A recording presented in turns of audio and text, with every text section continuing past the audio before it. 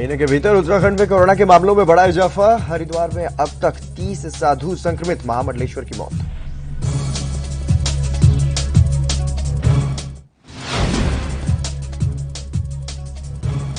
पंजाब में अकाली दल की नेता हरसिमरत कौर हुई कोरोना पॉजिटिव, संपर्क में आए लोगों से की जांच करवाने की अपील।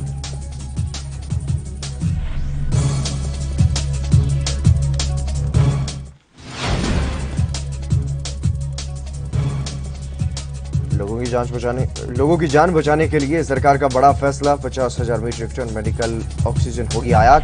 EG2 ने जल्द ही टेंडर जारी करने का लिया फैसला।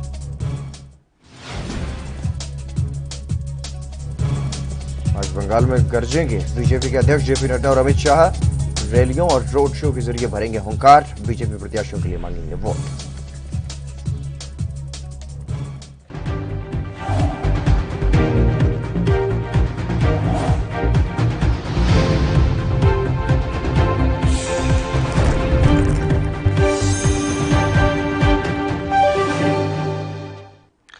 नमस्कार, ANB न्यूज देख रहे हैं आप और मैं हूं आपके साथ हितेंद्र। बुलेटिन का आगाज करेंगे इस वक्त की बड़ी खबर के साथ। पंजाब से इस वक्त की ये बड़ी खबर, बरगाड़ी मामले को लेकर के CM अमरिंदर सिंह ने एक अहम बैठक बुलाई है। CM आवास पर 1 बजे ये बैठक होनी है। ये बड़ी खबर आपको बता रहे हैं। बैठक में सरकार की अगली रणनीति पर चर्चा होगी, क्योंकि बैठक में 2 मंत्री और 4 से 5 विधायक शामिल हो सकते हैं, जो जानकारी मिल पा रही है। ये बड़ी खबर आपको बता रहे हैं। बरगाड़ी मामले को लेकर के CM अमरिंदर सिंह की तरफ से ये बैठक बुलाई गई है। तो CM कैप्टन के आवास पर ही 1 बजे ये बैठक होनी है और इस बैठक में अगली रणनीति पर चर्चा हो सकती है, क्योंकि हाल ही में जिस तरीके से जो रिपोर्ट सामने आई थी, जो SIT की रिपोर्ट सामने रखी गई थी कोर्ट ने उसे खारिज कर दिया था और इस पूरे मसले पर एक बार फिर से सियासत जो है वो गर्म होती हुई दिखाई दी थी, क्योंकि ये मामला इसलिए महत्वपूर्ण हो जाता है। चुनाव के वक्त इस मामले ने काफी तूल पकड़ा था। जगतार सिंह भुल्लर हमारे सहयोगी हमारे साथ जुड़ गए अधिक जानकारी के साथ। जगतार जी, क्या कुछ जानकारी है इस मसले को लेकर के? किस तरीके की अब रणनीति बनाई जा सकती है कैप्टन सरकार की तरफ से? बिल्कुल, देखिए जिस हिसाब से कुंवर विजय प्रताप सिंह जो SIT के मेन मेंबर थे, उन्होंने रेजिग्नेशन दिया जॉब से, कि उनका मानना है कि जो केस है वही सही तरह से हाईकोर्ट में डील नहीं हुआ। लेकिन क्योंकि सरकार की काफी किरकिर हो रही थी और ऑपोजिशन चाहे श्रोमणी अकाली दल चाहे आम आदमी पार्टी, वो सरकार को इस मसले पे बुरी तरह घेर रही थी और सोशल मीडिया भी कंपेन करती है। और उसी को लेकर आज कैप्टन अमरिंदर सिंह ने एक भारी लेवल की मीटिंग बुलाई है। कैप्टन एक मीटिंग होगी और मीटिंग में हम बात करेंगे कांग्रेस पार्टी के अध्यक्ष सुनील जाखड़, पंजाब बोर्ड के चेयरमैन पूर्व अध्यक्ष जलाल सिंह, जो कैबिनेट मंत्री बाजवा, सुखजिंदर सिंह सरकारिया, सुखजिंदर सिंह रंधावा, एडवोकेट अतुल नंदा और फरीदकोट से जो विधायक हैं किकी टिलो, वो शामिल हो गए। तो कहीं ना कहीं इस पूरे मसले पे चर्चा होगी कि अगली रणनीति कैसे तय की जाएगी। तो कुंवर विजय प्रताप सिंह को हालांकि कैप्टन मुख्यमंत्री ने उनका जो रेजिग्नेशन स्वीकार नहीं किया, लेकिन क्योंकि ये गवर्नमेंट ऑफ इंडिया ने फैसला लेना है कि अगर वो डायरेक्ट भी अगर वहाँ गवर्नमेंट ऑफ इंडिया को अप्रोच कर देते हैं, लेकिन फिलहाल क्योंकि सरकार सियासी तौर पे इसे देख रही है, क्योंकि मैच 5-7 महीने का समा रहेगा 2022 में जो पंजाब विधानसभा के चुनाव है, तो उसको लेकर सरकार कांग्रेस पार्टी ये सोच रही है कि और ज्यादा किरकिरी ना हो और आने वाले विधानसभा चुनाव में कहीं ये बड़ा मुद्दा ना बन जाए जिससे कांग्रेस पार्टी को खमियाजा भुगतना पड़े। तो उसी को लेकर आज 1 बजे कैप्टन अमरिंदर सिंह के घर पे मीटिंग है। जी, तरीके से कहा जा रहा था कि इस पूरे मसले को लेकर के सुप्रीम कोर्ट का रुख कर सकती है पंजाब सरकार, और या फिर नई SIT का गठन किया जा सकता है। इसमें से आज फैसला लिया जा सकता है?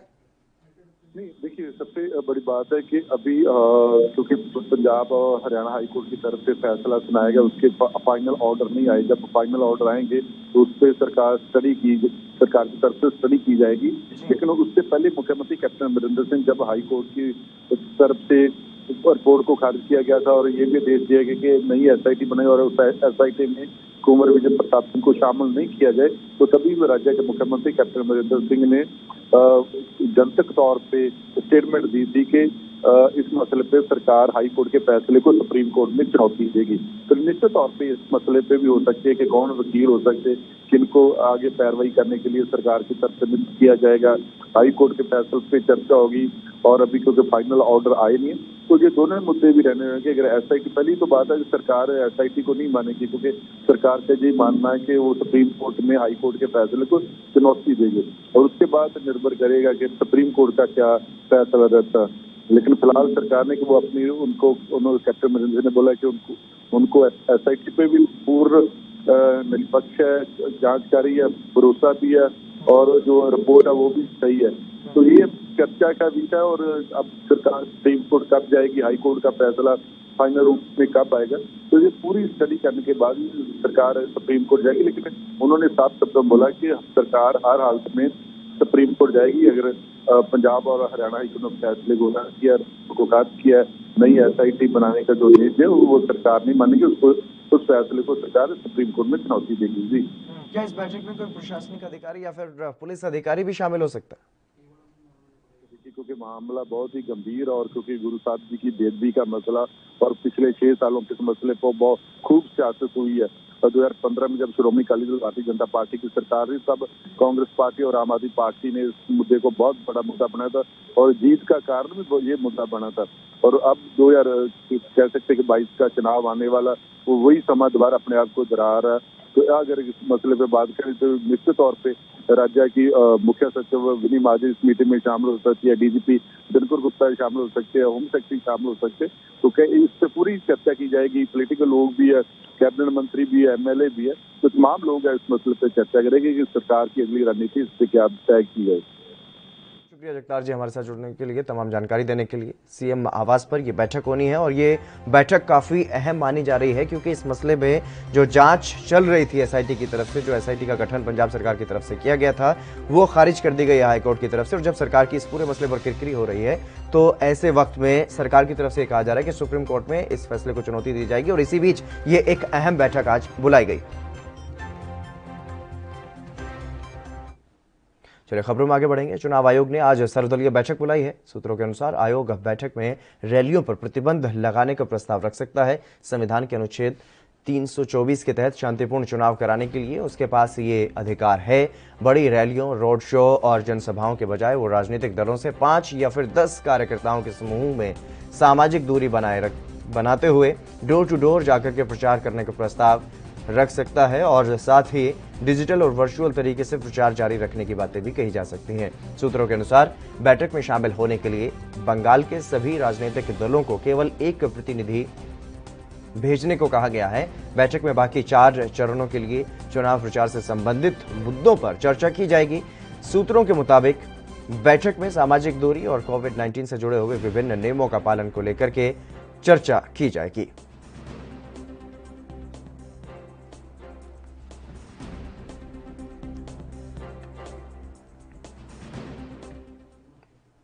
आरजेडी नेता शिवानंद तिवारी ने कोरोना को लेकर के कहा है कि बंगाल में बीजेपी की रैलियां जोरों शोरों पर दिखाई दे रही हैं, लेकिन चुनाव आयोग ने इस पर देर से एक्शन लिया है। उन्होंने और क्या कुछ कहा है वो आपको सुनवाते हैं। अब जो देश की माने स्थिति है कोरोना को लेकर के, महामारी का रूप जो है धीरे धीरे धारण करता जा रहा है, उसमें एक विशेष परिस्थिति के अंतर्गत यानी आपातकालीन स्थिति है। विशेष परिस्थिति क्या आपातकालीन स्थिति है, इसमें चुनाव आयोग को अपने फैसले पर पुनर्विचार करना चाहिए। सब कुछ हो गया, प्रधानमंत्री, गृह मंत्री माने हजारों हजार का माने सड़क पर रैली निकाल करके बिना मास्क के घूमते रहे, और अब जो है माने कोविड का प्रोटोकॉल जो है निभाने का निर्देश देने का ध्यान आया है चुनाव आयोग को। चलिए देर आए दुरुस्त आए। चलिए इसी बीच रुक करेंगे इस वक्त की बड़ी खबर की ओर। इस वक्त की बड़ी खबर सामने आ रही है उत्तर प्रदेश से। भोजपुरी सुपरस्टार दिनेश लाल निरहुआ को कोरोना हुआ है, और अब उन्हें एसजीपीजीआई हॉस्पिटल में भर्ती करवाया गया है। ये बड़ी खबर आपको बता रहे हैं। निरहुआ पीजीआई में भर्ती करवाए गए हैं। पीजीआई हॉस्पिटल पहुंचे हैं निरहुआ। ये बड़ी खबर इस वक्त की आपको बता रहे हैं। शूटिंग चल रही थी, और शूटिंग के दौरान कोरोना नियमों की धज्जियां उड़ाई जा रही थी, और इसी वजह से जब उन्होंने जांच करवाई अपनी, तो वो कोरोना पॉजिटिव पाए गए, और अब उनकी जो स्थिति है, उनका जो स्वास्थ्य बिगड़ रहा है, उसकी वजह से अब उन्हें पीजीआई में भर्ती करवाया गया है।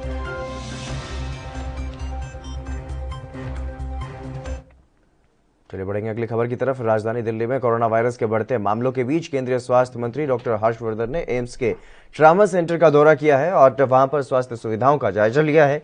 इस दौरान उनके साथ एम्स के निदेशक डॉक्टर रणदीप गुलेरिया भी मौजूद रहे। डॉक्टर हर्षवर्धन ने एम्स के डॉक्टर्स से भी बात की है और मौजूदा हालात और चुनौतियों पर चर्चा की है। एम्स के डॉक्टर्स से चर्चा में ये बात उभर करके सामने आई है कि मौजूदा हालात को देखते हुए मेडिकल स्टाफ कम पड़ रहे हैं, एम्स को स्टाफ की जरूरत है और इसके साथ ही ऑक्सीजन की उपलब्धता और कोरोना संक्रमण को लेकर के भी चर्चा की गई।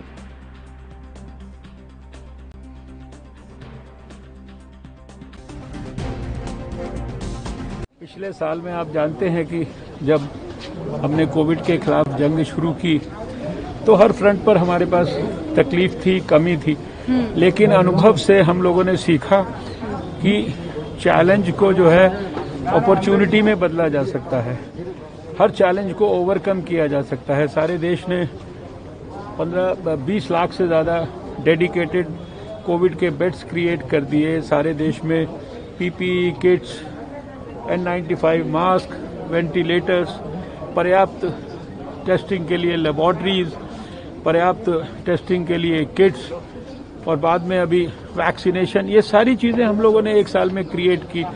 कोविड के खिलाफ लड़ने की स्ट्रैटेजी सारे देश ने मिलकर विकसित की। अभी जो है हम लोग ये एसेस कर रहे हैं कि हमें और क्या क्या चीजें हम लोग और एडवांस में भी स्ट्रेंथन कर सकते हैं। वही आज की हमारी इस एम्स की विजिट का लक्ष्य है। सारे डॉक्टर्स की जो भी उन्होंने अपने अपने डिपार्टमेंट में अभी क्या स्थिति है, कितने मरीज हैं, कितने वेट कर रहे हैं, कितनी जगह बाकी है, ये सारी चीज़ें उन्होंने बताई हैं और हमने अपनी बात उन्हें कही है। इनोवेटिव सॉल्यूशंस, नए रिफॉर्म्स कोविड के खिलाफ लड़ाई के अंदर क्या हो सकते हैं और क्या हम ऐसे उदाहरण अपने यहाँ ऑल इंडिया इंस्टीट्यूट में प्रस्तुत कर सकते हैं जिनको कि सारा देश भी आगे इम्यूलेट कर सके। उत्तर प्रदेश के रामपुर से एक बड़ी और हैरान कर देने वाली खबर सामने आई है। दरअसल कोठा जागीर गांव में पुलिस कर्मियों ने एक शख्स को दौड़ा करके पीटा और इसके अलावा 1 दर्जन कुर्सियों भी पुलिस ने निशाना बनाया। सीसीटीवी में आप देख सकते हैं कि किस तरीके से पुलिसकर्मी एक गली में भागते जा रहे हैं और तस्वीरों में पुलिस कुर्सियों को तोड़ते हुए भी देखे जा सकते हैं।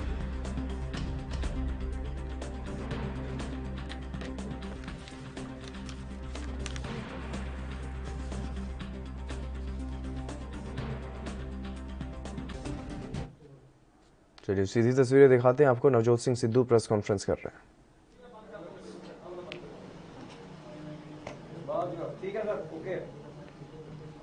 भाई जी 2017 ਦੇ ਵਿੱਚ ਦੋ ਵੱਡੇ ਮੁੱਦਿਆਂ ਦੇ ਉੱਤੇ ਇੱਕ ਸਰਕਾਰ ਲਾਹੀ ਗਈ ਸੀ ਤੇ ਦੂਜੀ ਸਰਕਾਰ ਬਣਾਈ ਗਈ ਸੀ। ਉਹ ਦੋ ਵੱਡੇ ਮੁੱਦੇ गुरु साहब दी बेअदबी दा इंसाफ ते दूजा। चलिए सीधे रुख करेंगे। उत्तर प्रदेश के मुख्यमंत्री योगी आदित्यनाथ प्रेस कॉन्फ्रेंस कर रहे हैं स्वास्थ्य मसलों को लेकर।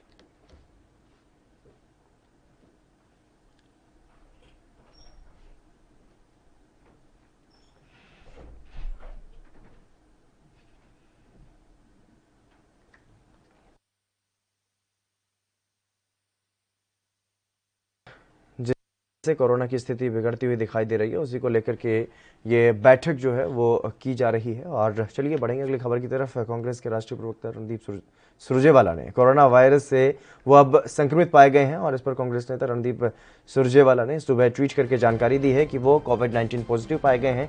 रणदीप सिंह सुरजेवाला ने ट्वीट किया है, मैं आज सुबह कोविड-19 जांच के बाद पॉजिटिव पाया गया हूं। जो भी पिछले 5 दिनों के अंदर मेरे संपर्क में आए हैं वो खुद को आइसोलेट कर लें और कोरोना जांच करवा लें, आवश्यक सावधानी बरतें। कोरोना की दूसरी लहर के बीच कई राजनीतिक दल के जो बड़े नेता हैं वो कोरोना संक्रमित पाए जा रहे हैं। हाल ही में उत्तर प्रदेश के मुख्यमंत्री योगी आदित्यनाथ भी कोरोना पॉजिटिव पाए गए। वहीं समाजवादी पार्टी के प्रमुख अखिलेश यादव भी कोरोना संक्रमित पाए गए।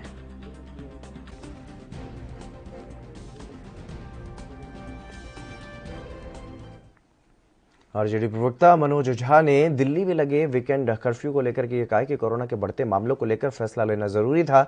इसके साथ ही उन्होंने बीजेपी पर हमला बोलते हुए ये कहा है कि बिना सोचे समझे वो टिप्पणी करते हैं। वीकेंड लॉकडाउन की तरह की कोशिश की गई है, उसमें बहुत राइडर्स लगा करके देखा जाए। खुद मुख्यमंत्री जी भी मानते हैं कि इससे कोरोना संक्रमण रुकता नहीं है। चेन को मैं समझता हूं कि थोड़ा रोका जा सकता है या पेस को थोड़ा कंट्रोल किया जा सकता है, लेकिन इससे ज्यादा जरूरत जो अभी है कि दो चीजें एक साथ हो। खुद मुख्यमंत्री जी भी मानते हैं, एज ग्रुप को लेकर के उन्होंने जो बात मैंने बिहार के संदर्भ में कही, अरविंद जी ने यहाँ के संदर्भ में कही है। केंद्र सरकार को इन तमाम चीजों को के मद्देनजर फौरी तौर पे वैक्सीन स्ट्रैटेजी बदली जाए। दूसरी तरफ आपको ये भी कोशिश करनी होगी कि वीकेंड लॉकडाउन में भी ऐसे बहुत लोग हैं जो दिहाड़ी पे काम करके और उनके लिए नुकसान होगा, उनके पास कैसे कैश पहुंचे उनके हाथ में, इसकी व्यवस्था अगर नहीं करेंगे तो कुछ कोरोना से मरेंगे और कुछ आजीविका ना होने की वजह से मरेंगे। इनके पास तमाम क्वालिफिकेशन है, अशोभनीय टिप्पणी करो, अश्लील बातें करो और संवेदनशीलता से मीलों दूर खड़े रहो। ये आप कोरोना से लड़ रहे हैं, ये आप लोगों को संदेश दे रहे हैं। मतलब मैं समझता हूं कि भाजपा कहां से ढूंढ के इस प्रकार के नगीनों को लाती है। मतलब एक पूरी नगीना फैक्ट्री है इनके पास, जो जुबान खोलते हैं तो कभी भी संवेदना नहीं दिखती है। अभी जरूरत है संजीदगी और संवेदना की।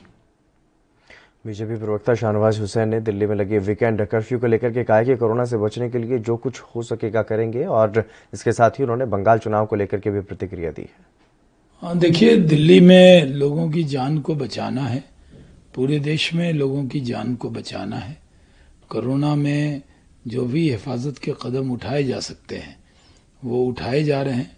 दिल्ली में भी वीकेंड कर्फ्यू हुआ है और सिर्फ रेस्टोरेंट को होम डिलीवरी पे कहा है। ऐसे भी जहां जहां पूरे देश में कोरोना बढ़ा है वहां राज्य सरकारें अपने तौर पे कदम उठा रही हैं। इसमें टेस्टिंग, ट्रेसिंग और ट्रीटमेंट तीनों का ध्यान रखा जा रहा है। लोगों को पैनिक में आने की जरूरत नहीं है, लेकिन कोरोना से तभी बचेंगे जब खुद अपने आप को। देखिए, हम लोगों ने तो चुनाव कैंपेन किया है और पूरा चुनाव कैंपेन में भारतीय जनता पार्टी जहां पर भी हमारी रैली होती है वहां पूरी तरह उस इलाके को सैनिटाइज करके और मंच पे भी इस बात का ध्यान रखा जाता है कि लोग मास्क पहने और लोकतंत्र को भी। चलिए रुकेंगे एक छोटे से ब्रेक के लिए, जल्द हाजिर होंगे।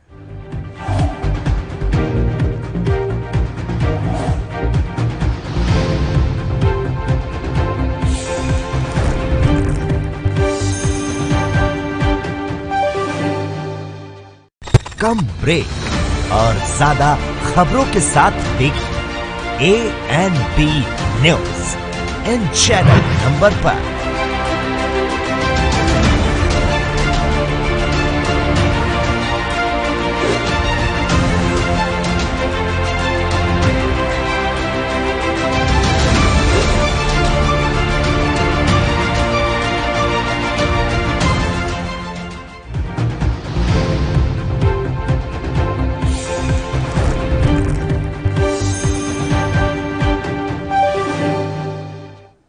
ब्रेक के बाद एक बार फिर से आप सभी का स्वागत है। खबरों में आगे बढ़ेंगे। जेडीयू प्रवक्ता अजय आलोक ने बंगाल चुनाव को लेकर के कहा है कि चुनाव आयोग ने सही फैसला लिया है, सभी पार्टियों को चुनाव आयोग का समर्थन करना चाहिए। और इसके साथ ही उन्होंने दिल्ली में लगे वीकेंड कर्फ्यू को लेकर के कहा है कि हर राज्य स्वतंत्र है अपने लोगों को बचाने के लिए, उन्होंने सही फैसला लिया है।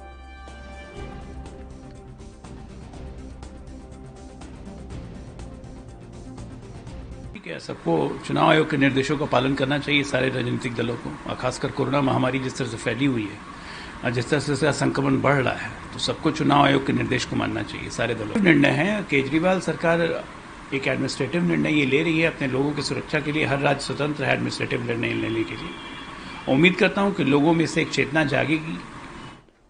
पश्चिम बंगाल में चुनाव पर मचे घमासान को लेकर के बीजेपी नेता कैलाश विजयवर्गीय ने यह कहा है कि 50 साल बाद लोगों को वोटिंग करने का अधिकार मिला है।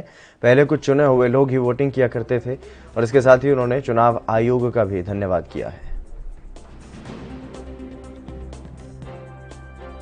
देखिए, ऐसा है कि साधारणतया जब भी कोई चुनाव आयोग अपना निर्णय, अपना प्रोग्राम घोषित करता है तो वह लोगों की सलाह, उनकी स्वयं की व्यवस्थापन की व्यवस्था, क्योंकि एक बहुत बड़ा काम है आखिर फोर्स का डिप्लॉयमेंट करना, ये सब काम, तो उनकी सलाह अपनी जगह हो सकती है सही, पर हमारा ऐसा मानना है कि चुनाव के तरीके से होना चाहिए। यदि लोगों को मत डालने का अधिकार मिले, बंगाल में सबसे बड़ी चुनौती ये है कि लोग मतदान कर सकें। पिछले 5 दशक से यहाँ पर लोग अपनी इच्छा से मतदान नहीं कर सकते। कुछ सिलेक्टेड लोग मतदान करने जाते थे, बाकी लोग घर में बैठते थे और उनका वोट डल जाता था। पहली बार 50 साल में ऐसा हो रहा है कि लोग अपनी इच्छानुसार घर से निकलकर अपनी इच्छानुसार मतदान कर रहे हैं। ये एक बहुत बंगाल के लिए बहुत सुनहरा अवसर है और मैं समझता हूँ इसमें चुनाव आयोग को हम धन्यवाद भी देना चाहते हैं। राजस्थान सरकार ने कोरोना वायरस के बढ़ते संक्रमण को देखते हुए अब एक बार फिर से ये बड़ा फैसला लिया है। जिस तरीके से लगातार कोरोना के मामले बढ़ रहे थे, इसको लेकर के अशोक गहलोत ने इस बात की घोषणा की है कि शुक्रवार शाम 6 बजे से सोमवार सुबह 5 बजे तक प्रदेश में कर्फ्यू रहेगा और इसी का ऐलान अब किया गया है। लगातार कोरोना के मामलों में बड़ी तेजी से उछाल देखने को मिल रहा है और इसी को देखते हुए मुख्यमंत्री अशोक गहलोत ने खुद ट्वीट किया और उन्होंने कहा कि कोरोना के बढ़ते संक्रमण को देखते हुए शुक्रवार शाम 6 बजे से सोमवार सुबह 5 बजे तक प्रदेश में कर्फ्यू रहेगा और आप सभी से ये अपील है कि कर्फ्यू के दौरान सरकार का सहयोग करें और कोविड एप्रोप्रिएट बिहेवियर का पालन करें। इसके साथ ही उन्होंने ये भी कहा कि कर्फ्यू के दौरान पहले से चल रहे नाइट कर्फ्यू में छूट की श्रेणी वाली सेवाओं में फल, सब्जी, दूध, एलपीजी और बैंकिंग सेवाओं को भी शामिल किया गया है। सीएम ने यह कहा है कि पहले प्रदेश के 17 जिलों में कोरोना के अधिक मामले सामने आ रहे थे, लेकिन पिछले कुछ दिनों में सभी जिलों में संक्रमण तेजी से फैला है और इसलिए वीकेंड कर्फ्यू का सख्त फैसला लिया गया है।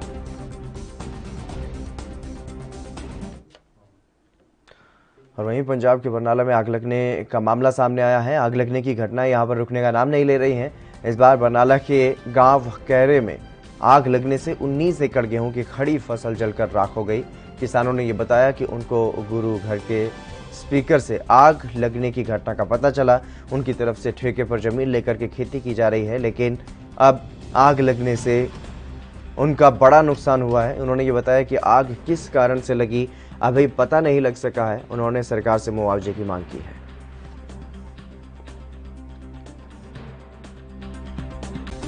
ਸਾਡਾ ਕਿੱਲੇ ਵਾਂਗੂ ਮੱਚ ਗਿਆ ਜੀ। ਕਿਵੇਂ ਜੀ, ਕੀ ਗੱਲ ਹੋਈ? ਇਹ ਅੱਗ ਦਾ ਕੋਈ ਕਾਰਨ ਨਹੀਂ ਪਤਾ ਲੱਗਾ ਕਿਵੇਂ ਲੱਗੀ ਆ ਜੀ। ਅਸੀਂ ਤਾਂ ਤੂੜੀ ਵਾਲੀ ਮਸ਼ੀਨ ਕੋਲੇ ਜਦੋਂ ਦੇਖਿਆ ਤਾਂ ਅਸੀਂ ਉੱਥੋਂ ਭੱਜ ਕੇ ਆਏ ਆ ਫਿਰ ਠੇਕੇ ਤੇ ਜੀ।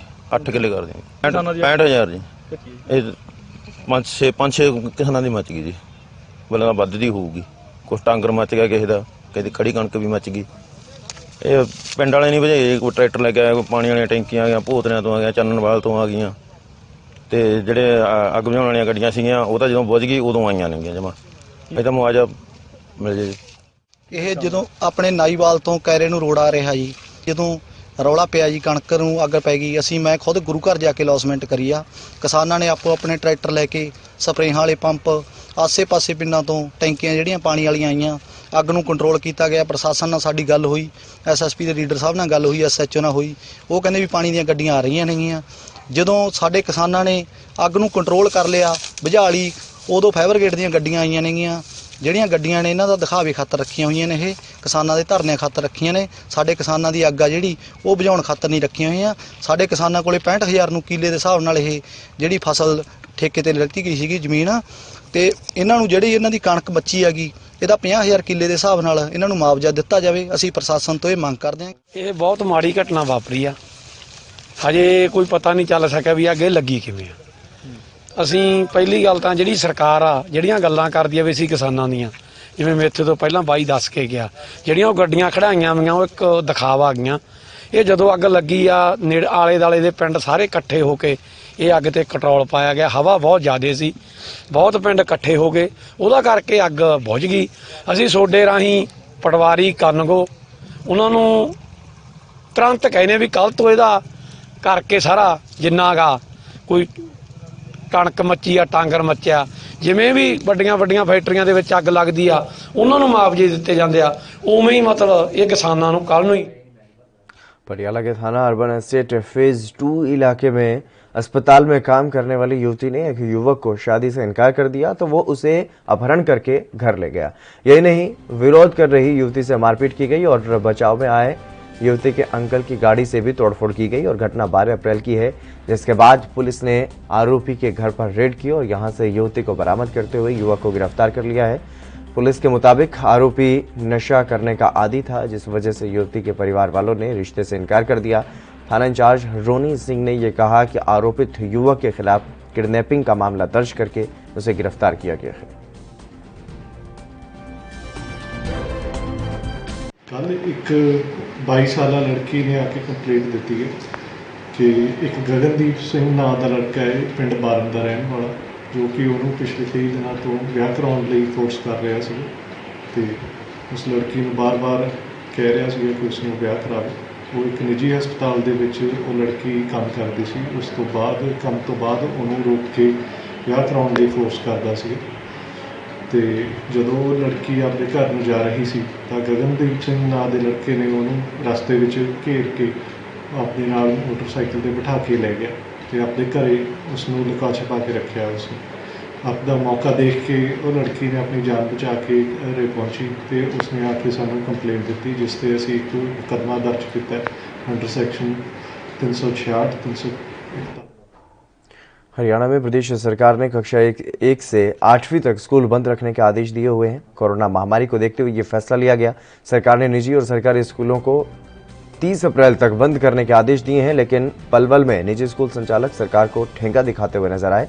कुछ निजी स्कूल सरकारी पाबंदी के बाद भी खोले गए और सरकार ने बार बार ये कहा कि कोरोना को देखते हुए बच्चों के स्वास्थ्य और जीवन की सुरक्षा के लिए स्कूल बंद रखने के आदेश का सख्ती से पालन किया जाए, लेकिन पलवल के कई स्कूल सरकारी आदेशों को ठेंगा दिखाते हुए नजर आए।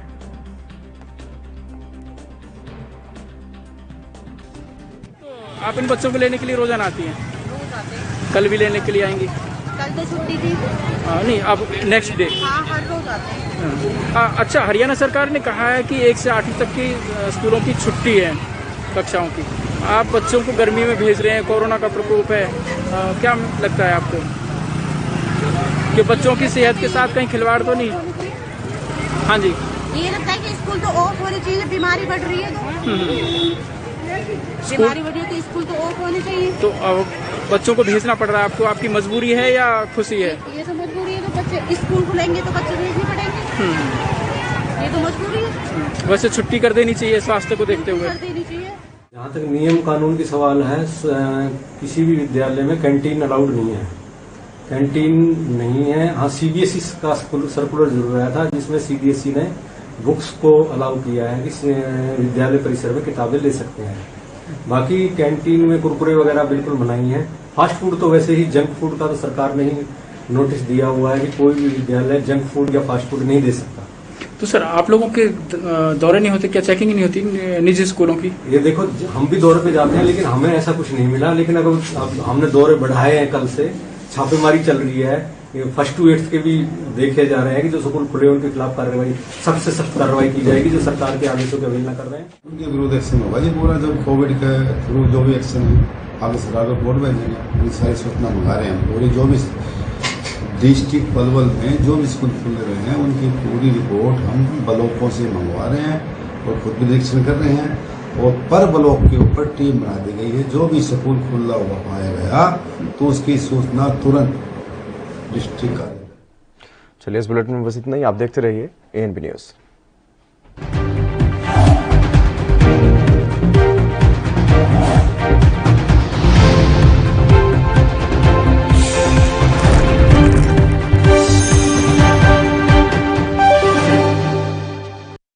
कम ब्रेक और ज्यादा खबरों के साथ देखिए ANB न्यूज।